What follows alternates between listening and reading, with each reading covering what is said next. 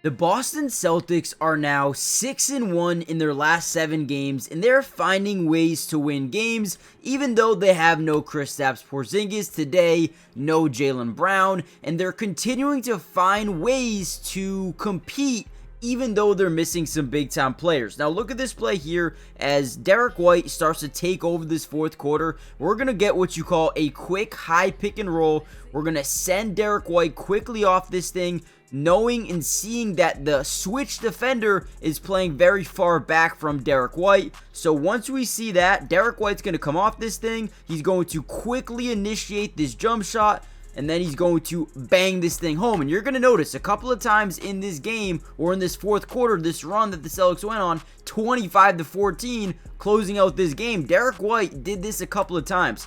Gets a quick switch and is able to draw a quick shot from deep down behind the arc and drains a big time three. And in this video, we're going to break down some film. I'm going to show you how they did it, how they went on this run. And look at this, we're able to see it again. So before we dive in, hit the like button, subscribe to the channel, join the family, let's dive in. Alright, so here we go again, and if you guys follow my Twitter, link will be in the description. I was tweeting about this play because Derrick White's ability to just come off a screen and have the shot quickness to pull up over his defender is so elite. So again, watch this. He's going to get the screen, he's going to initiate the switch. Now look at how he starts to look at the rolling Neemias. That's to get the guard down of Bam Adebayo, so he stops focusing on a jump shot. And when you least expect it, boom, step up or just pull up a three, right? Nobody saw this coming. He just, isolation, boom, right? That quickness to settle and shoot before your big man even thinks or your defender thinks that it's happening, that's elite stuff right there. Derrick White has always been a massive X factor for the Celtics team.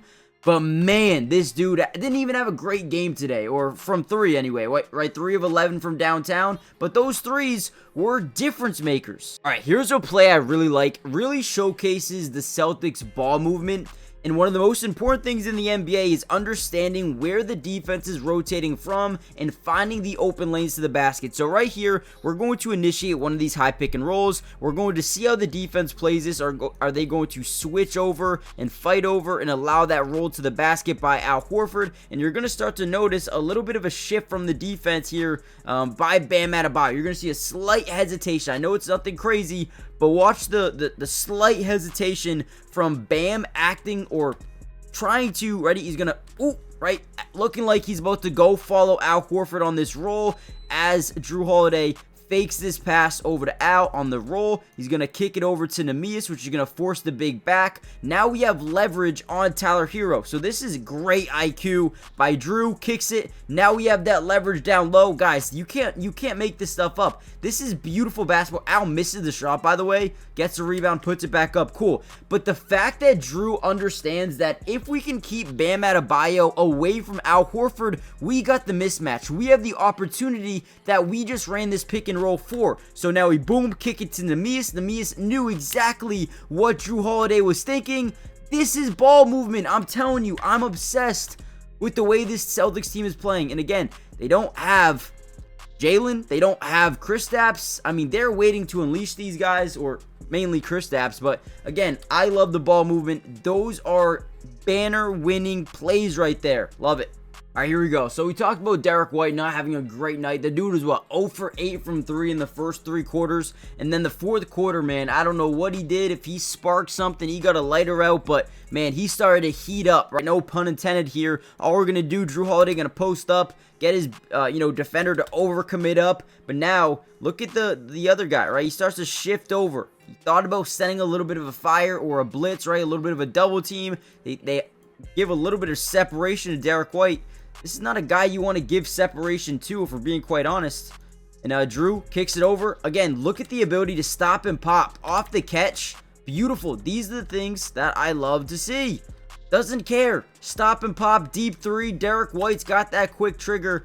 So important, man. So valuable for a player that's 0 for 8 from downtown to not give up. When you're the Boston Celtics and you want to shoot threes, I don't care if you're 0 for 8 or if you're 0 for 10. Or if you're 0 for 1, shoot the ball if you're open, man. That's what Joe Mazzulla likes to do. I know a lot of fans get annoyed that they shoot so many threes, but ultimately, that's how they won the finals last year. That's how they won it. Now they're going for banner 19 this year.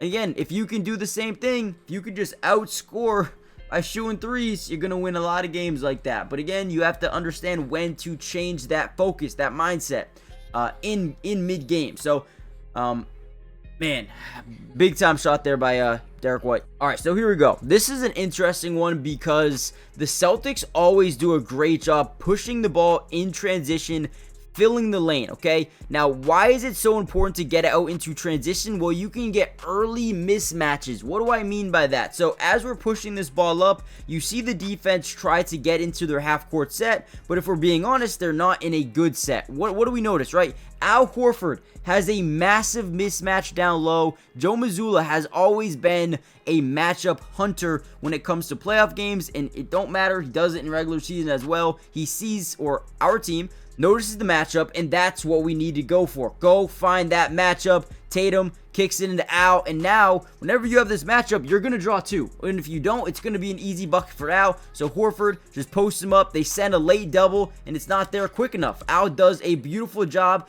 getting this up quick. Look at Bam. You're going to see rotation from this defense very, very late. You're going to see a topside blitz, which basically just means coming from the top of the key. You're also going to see a little bit of a weak side blitz from Bam Adebayo. You need to send those quicker if you're a defense, or Al Horford's going to get this shot up quick, and it's ultimately wide open.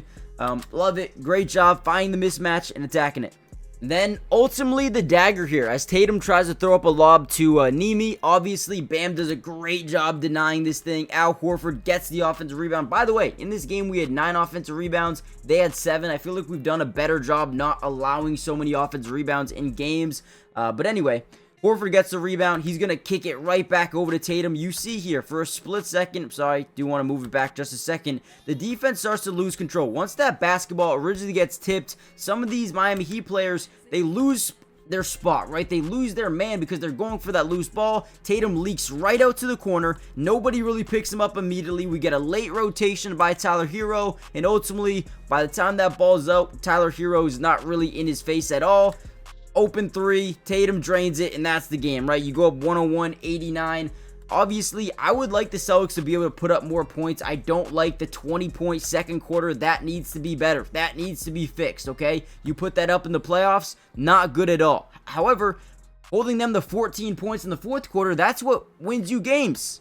Okay, so I like what the Celtics are doing. I like this win, but I need to see more. Obviously, again, we're missing a lot of players. Miami Heat always play us very, very tough. That's just, you know, Spoelstra on what he does. So big shout out to them. Shout out to Drew Holiday, by the way. Didn't really talk about him too much because he was more of a first half, third quarter type of player. 25 points, 4 rebounds, 3 assists, 2 blocks, a steal. He had an amazing game. Overall, great win here by Boston. Love the ball movement. I believe we had only 18 assists tonight. But, again, I feel like that starting lineup today, they moved the ball. They did a good job together. Need to see more from that bench unit in terms of passing the ball. No one off the bench had an assist. So, interesting. Guys, hit the like button, subscribe, join the family, and I'll see you in the next breakdown. Peace.